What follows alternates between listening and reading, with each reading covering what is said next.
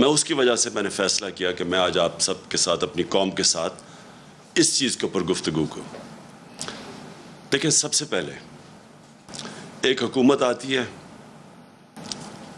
वाज़े एक international conspiracy के ज़रिए, और वो आके इस मुल्क के ऊपर जो हुकूमत बनती है, 60% लोग ज़मानत पे, बड़े बड़े इस मुल्क के वो लोग जो 30 साल से करप्शन कर रहे थे, वो ऊपर आके मुसल्लत हो जाते हैं। और वो मुसल्लत कैसे होते हैं कि लोगों के ज़मीर ख़रीदे जाते हैं, भेड़ बकरियों की तरह सियासतदानों को ख़रीदा जाता है, वो वहाँ ऊपर कायम हो जाते हैं। और उसके बाद बजाय ये कि लोगों के हालात बेहतर करें, या जो उन्होंने कहा कि महंगाई बहुत ज़्यादा है, तो इन्होंने महंगाई के ऊपर कोई प्लान लेके आना था, और या इन्होंने माइशत ठीक करनी थी, क्योंकि ये बड़े तजर्बाकार समझे जाते थे, क्योंकि 2 ख़ानदान 30 साल से इस मुल्क के ऊपर हुकूमत कर रहे हैं। तो बजाय वो करने के जो इन्होंने हमारे सारा वक्त 3.5 साल तनकीद करते रहे कि जी बहुत महंगाई है, लोग पिस गए, इनको समझ नहीं है, माइशत को नहीं संभाल सकते, तो बजाय वो करने के सिर्फ और सिर्फ इन्होंने एक काम किया अब तक, और वो काम ये किया है कि 1100 अरब रुपए के अपने ऊपर जो करप्शन केसेस थे, अपने आप को NRO दे के वो माफ़ करवा लिए। और उसके अलावा इन्होंने इदारे तबाह किए हैं ताकि इनकी करप्शन बच जाए। FIA को तबाह, नैब तबाह, सारे जो सिविल सर्विस, पुलिस का इस्तेमाल लोगों को दबाने के लिए। तो सिर्फ और सिर्फ इनकी एक कोशिश थी, और वो प्लानिंग मैं बड़ी देर से लोगों को कह रहा था कि इनका सिर्फ मकसद हमारे ख़िलाफ़ जो सारी इकट्ठी भी हुई पार्टीज़, जो लॉन्ग मार्चेस भी की, पीछे सिर्फ एक चीज़ थी कि किसी तरह ये हुकूमत जाए और ये आके अपने आप को NRO दे दें। अब क्या लोगों का गुस्सा क्या है कि आपने लोगों को तैयार किया कि जी बहुत ज़्यादा महंगाई है, लोगों की मुश्किल हालात हैं, यहाँ जनाब लोग तबाह हो गए, और हर रोज़ इनकी स्टेटमेंट्स, महंगाई मार्च। अब लोग क्यों सड़कों पे निकल रहे हैं? सबसे पहले कि लोग ये पूछना चाहते हैं कि कौन सी क़यामत आ गई जब से हमारी हुकूमत गई, और जब से ये 2 महीने, 2.25 महीने में जब से ये आए हैं, क्या हुआ चेंज कि कीमतें भी आसमानों पे चली गई, माइशत भी नीचे, रुपया भी नीचे गिर गया, स्टॉक मार्केट भी नीचे गिर गई। अब जो इंडस्ट्रियल ग्रोथ है, जिसकी वजह से रोज़गार लोगों को मिल रहा था, जो हमने 55 लाख नौकरियां दी थी, उसकी वजह कंस्ट्रक्शन सेक्टर था, उसको हमने उठाया। उसकी वजह थी इंडस्ट्री, लार्ज स्केल मैन्युफैक्चरिंग, जिसमें ग्रोथ हुई, रिकॉर्ड ग्रोथ हुई। उसकी वजह एक्सपोर्ट्स, टेक्सटाइल सेक्टर और सर्विसेज सेक्टर, इंफॉर्मेशन टेक्नोलॉजी के ऊपर 2 सालों में 75% ग्रोथ में, एक्सपोर्ट्स में इजाफा हुआ। तो वो क्या चीज़ हुई कि एक मुल्क एक IMF भी कह रहा था कि सस्टेनेबल ग्रोथ पे निकला हुआ था, ज़राअत में रिकॉर्ड ग्रोथ हो रही थी, यानी फसलों के अंदर रिकॉर्ड ग्रोथ हो रही थी, क्योंकि हमने पूरा एक प्लान बनाया हुआ था, हमने अपनी ज़राअत को उठाने के लिए किसान की कैसे मदद करनी थी, उनके कितने कितने तरीके थे कि हमने कैसे खर्च करना था पैसा ज़राअत पे। देर के बाद ज़राअत ऊपर जा रही थी। वो कौन सी क़यामत आ गई कि 2 महीने में सारा कुछ ही नीचे चला गया, आसमान पे महंगाई पहुंच गई, और जो माइशत है वो नीचे आ गई। आज बेरोज़गारी बढ़ती जा रही है। तो सवाल ये है कि कौम अगर आपको ये बाहर निकल रही है आज और मुजाहरे कर रही है, तो आपको बजाय ये डंडा का इस्तेमाल करने का, और ये जो आप उनके ऊपर तशद्दुद कर रहे हैं, एक डेमोक्रेटिक हुकूमत लोगों को बताती है, अपने मसले बताती है, और लोगों के दुख और दर्द सुनती है। लोग तकलीफ़ में हैं। किधर गई बिजली? किधर थी हमारे दौर में 3.5 साल में? क्यों नहीं ऐसी लोड शेडिंग थी? तो क्या हुआ कि एकदम लोड शेडिंग भी शुरू हो गई है, और लोड शेडिंग भी शहरों के अंदर और कराची में जिस गर्मी के अंदर लोड शेडिंग है, वो क्या आपकी कोई तैयारी नहीं थी? क्या हुआ? बिजली तो है यहाँ मुल्क में। अब ये बिजली घर के ऊपर जो इन्हीं ने, ये नून लीग ने कॉन्ट्रैक्ट किए हुए थे, जो बिजली घर बनाए हैं, जो ना 4 बड़े, ये 5 बल्कि इनके दौर में बने। अब वहाँ बिजली भी नहीं बन रही, पैसे भी हम दे रहे हैं, जिसको कैपेसिटी पेमेंट्स कहते हैं। ये कौम अपने टैक्स के पैसे से उनको कैपेसिटी में पेमेंट्स के पैसे दे रही है, लेकिन वो बिजली नहीं बना रहे क्योंकि इन्होंने इंपोर्टेड फ्यूल के ऊपर बनाए थे, LNG के ऊपर और कोयले के ऊपर। साहिवाल जैसी जगह पे इन्होंने कोयले के ऊपर एक जो प्लांट बनाया है पावर जनरेशन का। आप सोचें कि वहाँ सारे कराची से सारा कोयला उधर ट्रैवल करके आता है साहिवाल। यानी जिसने भी ये बनाया है इसी को जेल में डालना चाहिए कि क्या सोच के बनाया था। माहौलियात के ऊपर अलहदा उसका जो असर है, और दूसरा इतनी दूर बाहर से इंपोर्ट करके कोल लेके, और उसकी कीमत कितनी है, किस कीमत पे वो बिजली बना रहा है। तो आज इनके पास ना कोयले के लिए पैसे हैं ना LNG के लिए पैसे हैं। नतीजा ये है कि अब ये प्लांट चल नहीं रहे, जिसकी वजह से लोड शेडिंग है। तो मेरा फिर से सवाल है कि इतनी मेहनत से आपने साजिश की, बैरून मुल्क के साथ मिलके, यहाँ लोगों के साथ मिलके, गद्दारों के साथ आपने ये साजिश की, और आज लोग आपसे ये सवाल पूछ रहे हैं कि जब आप ये साजिश करके आ गए तो अब कह रहे हैं कि जी ये सारा कुछ इमरान खान और PTI ने किया है। तो अगर हमने ये किया तो हमें रहने देना चाहिए था। आज हम जिम्मेदारी लेते हैं इस चीज़ की। हम भी IMF के प्रोग्राम में थे, 3.5 साल हम IMF के प्रोग्राम में थे। क्या हमें नहीं वो IMF कह रही थी कि ये कीमत बढ़ाओ, या तेल की कीमत इतनी करो, या बिजली की कीमत इतनी करो, या डीजल की? तो हम तो प्रेशर भी ले रहे थे। और उस दौर, ये ज़रा मैं अपनी कौम को कहना, जिस वक्त प्रेशर था कीमतों का, और याद रखें IMF का भी प्रोग्राम था, कोरोना भी हुआ जो सारी दुनिया में तबाही मचाई कोरोना ने, और उस दौर में जो इंटरनेशनल जो कमोडिटी सुपर साइकिल, यानी जो एनर्जी की कीमतें ऊपर जाई सारी दुनिया में, वो भी ऊपर गई। उसके बावजूद हमने सबसे सस्ता मुल्क था पाकिस्तान। आज अगर आप कीमतें देखें, जिस कीमत पे हम डीजल बेच रहे थे, पेट्रोल बेच रहे थे, बिजली हालांकि कॉन्ट्रैक्ट इन्होंने साइन किया, फिर भी हमने कीमतें रोकी हुई थी। हमने सब्सिडाइज किया हुआ था। हमने पेट काट के डीजल और पेट्रोल को और बिजली कीमत नहीं बढ़ने दी। IMF प्रेशर बर्दाश्त किया, क्योंकि हमें पता था कि लोगों के हालात क्या हैं। हमें पता था कि एक इंटरनेशनल अजाब आया हुआ है। कौन सी क़यामत आई कि आज सारा कुछ आसमानों पे चला गया। जो कीमतें इन्होंने बढ़ाई हैं 2.5 महीनों में, हमारे 3.5 साल में इतनी कीमतें नहीं बढ़ी। कोई चीज़ ले लें, आटा लें, घी ख़ास तौर पे लें, ये डीजल और पेट्रोल, बिजली की, अभी तो लोगों को बिजली के बिल आने हैं। तो बजाय लोगों को उनकी दुख दर्द सुने और कोशिश करें किसी तरह अपना ज़हन इस्तेमाल करें, स्वाय अपनी चोरी बचाने के लिए और NRO लेने के लिए ज़हन इस्तेमाल करें कि कैसे आप लोगों का बोझ कम कर सकते हैं। बजाय वो करने के आज उनको टेयर गैसिंग किया, दहशत फैलाई जा रही है, डराया जा रहा है लोगों को। मेरी आज अपनी सारी कौम से एक ही अब सबके लिए दरख्वास्त है, अपील है कि देखें, एक पुरअमन एहतजाज हम सब का हक है। ये हमें जमहूरियत एक हक देती है, हमारा आइन हक देता है।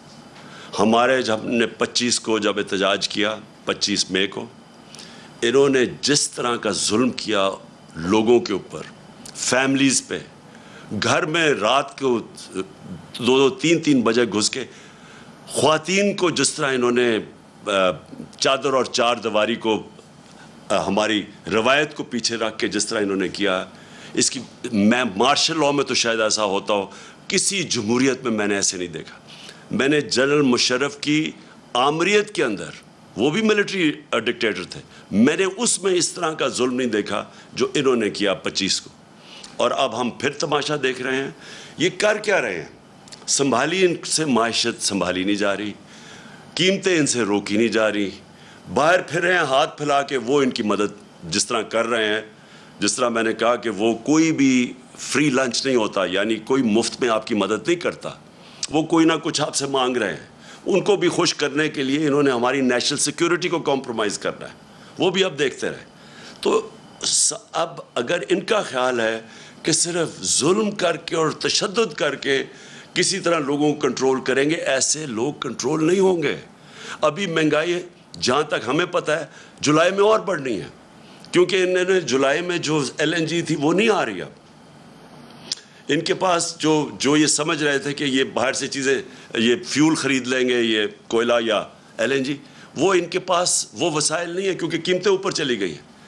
लिहाजा मैं आज अपनी सारी कौम को कह रहा हूँ कि मैं 2 तारीख को हफ्ते की शाम को इस्लामाबाद में इंशाअल्लाह एक तारीख़ी हम करेंगे प्रोटेस्ट, पुरअमन, जो हमेशा हम करते हैं, पुरअमन प्रोटेस्ट। हम सारे शहरों के अंदर भी लोगों को कह रहे हैं कि प्रोटेस्ट करें।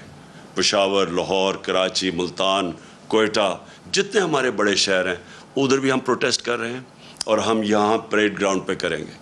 मैं ये चाहता हूँ कि एक ज़िंदा कौम बन के हम सारे इन प्रोटेस्ट में शामिल हों। हम तोड़ फोड़ ना करें, क्योंकि अपने मुल्क को ही नुकसान पहुँचता है, लेकिन पुरअमन एहतजाज हम सब करें, बताने के लिए कि जमहूरियत में ये हमारा हक है और हुकूमत का फ़र्ज़ है कि वो लोगों की आवाज़ सुने। हुकूमत डंडे से कभी भी जमहूरियत नहीं चलती। हुकूमत अगर डंडे बरसाएगी और टेयर गैस करेगी, जमहूरियत ऐसे नहीं चलती। जमहूरियत चलती है इखलाकी कुव्वत से, जिस्मानी कुव्वत से जमहूरियत नहीं चलती। वो डिक्टेटरशिप चलती है, वो बादशाह से चलती हो। जमहूरियत चलती है इखलाकी कुव्वत से। इस गवर्नमेंट को बताना पड़ेगा कि क्या तरीका है इनका, इस कौम को जो एकदम आपने ये साजिश करके इन्होंने सबसे पहले पाकिस्तान में एक सियासी बुरान पैदा किया। श्रीलंका के अंदर पहले माशी बुरान आया, फिर सियासी बुरान आया।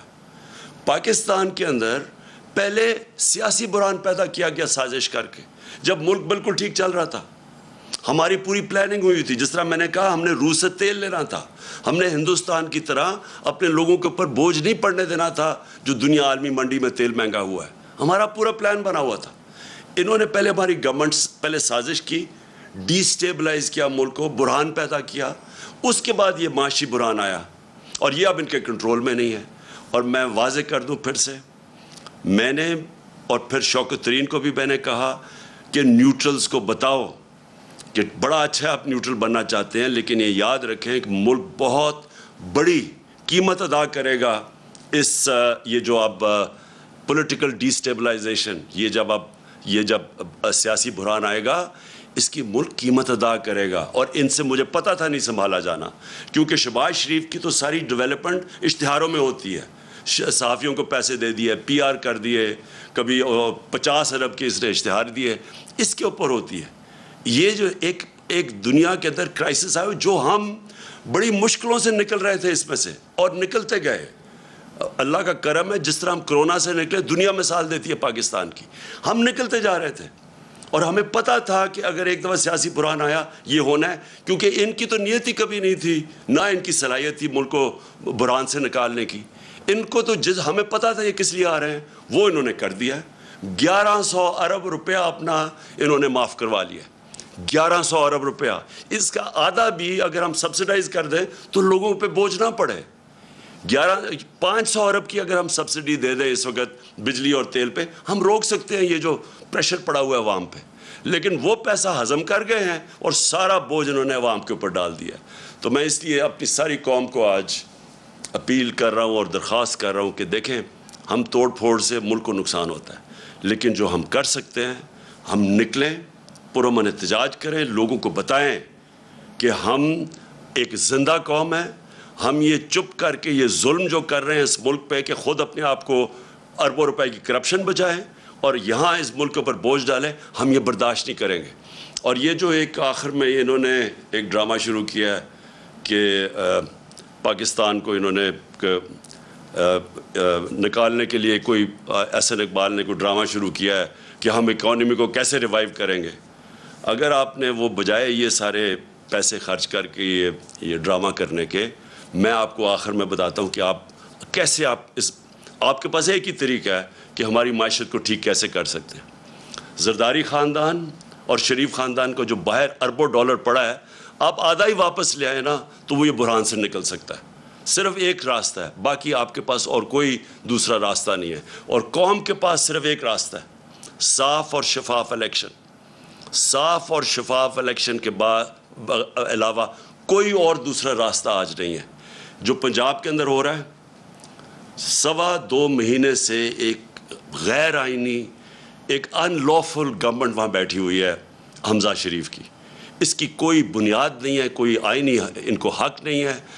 शुक्र है वहाँ अदालतों ने अब पहले तो इलेक्शन कमीशन को एक्सपोज कर दिया कि उन्होंने गैर आइनी तरीके से हमारे 5 रिजर्व सीट्स को मौका नहीं दे रहे थे। वो शुक्र है अदालत ने उनको एक्सपोज कर दिया, क्योंकि इलेक्शन कमीशन इतनी, मैंने अपनी ज़िंदगी में एक जानिबदार, एक बायस्ड इलेक्शन कमीशन मैंने नहीं देखी जो एक्सपोज होती जा रही है। दूसरी चीज़, अब पंजाब के अंदर लग रहा है कि अब हमजा शरीफ की हुकूमत नहीं रहेगी। और मैं आज ख़ास तौर पे आखिर में, क्योंकि 20 बाई इलेक्शंस आ रहे हैं पंजाब में, मैं अपनी पुलिस और अपनी ब्यूरोक्रेसी को मैं उनको पैगाम देना चाहता हूँ कि देखें, जो अभी तक आप हरकतें कर रहे हैं, जो आपने इनके हुक्म के ऊपर, ये शरीफ माफिया के हुक्म के ऊपर जो आपने 25 को जुल्म किया लोगों के ऊपर, और ये जो जिस तरह की इस वक्त धांधली की तैयारियां हो रही हैं पंजाब के बाई इलेक्शंस में, देखें अब कोई चीज़ छुपी नहीं रहती है। सोशल मीडिया का ज़माना है, सबकी शक्लें भी हमें पता है जिन पुलिस ऑफिसर्स ने जुल्म किया है, ये सारा रिकॉर्ड के ऊपर है। अब जो ये आप हरकतें कर रहे हैं, इन्होंने तो रहना नहीं है, लेकिन आप जो तनख्वाहदार लोग हैं, आपके लिए मुश्किलात आएंगी अगर आपने गैर कानूनी और गैर कानूनी स्टेप्स हमारे ख़िलाफ़ किए। मैं ये सिर्फ आपको इसलिए कह रहा हूँ कि हर तनख्वाहदार का अपनी फैमिली को संभालने का वो सोचता है कि अपने बीवी बच्चे हैं उनके लिए।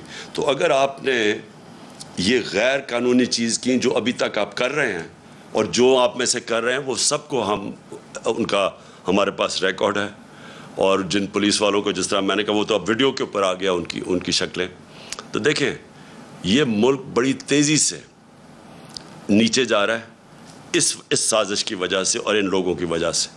और आप जो भी पाकिस्तानी है आज, अगर आज आपको नहीं नज़र आ रहा कि 2.25 महीने में किधर से किधर ले आए हैं पाकिस्तान को, और अब मज़ीद और आगे किधर जाने लगा है, आपको अगर अभी नहीं आपको पता तो आपको पता चल जाएगा। तो इसलिए मैं सबको फिर से आखिर में दावत दे रहा हूँ, पुरअमन एहतजाज हफ्ते की शाम को मैं परेड ग्राउंड होऊंगा और सारे पाकिस्तान के शहरों में इंशाल्लाह मेरी कौम निकलेगी। पाकिस्तान पाइंदाबाद। चेयरमैन पाकिस्तान तहरीक इंसाफ इमरान खान खिताब कर रहे थे। उनकी जानिब से कहा गया कि अभी महंगाई है, जुलाई में और बढ़ेगी। 2 तारीख हफ्ते की शाम को तारीखी पुरअमन एहतजाज करेंगे। यहाँ वक्त हुआ एक ब्रेक का, लेकिन उससे पहले शामिल करेंगे news updates. News update is brought to you by फौरी आए फौरी पाएं।